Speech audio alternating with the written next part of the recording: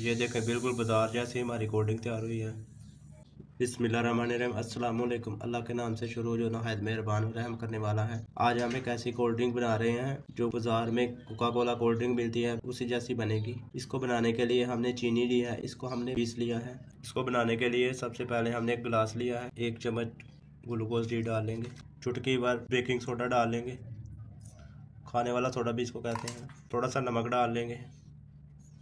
ये black colour हमने पानी में मिक्स कर लिया था, ये बाजार से आपको इजीली मिल जाएगा। अब जो ब्लैक फूड कलर हमने पानी में मिक्स करके रखा था वो डाल लेंगे।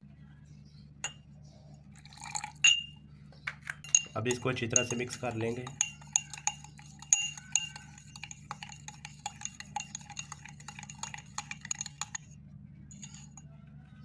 अब इसमें पानी डाल लेंगे।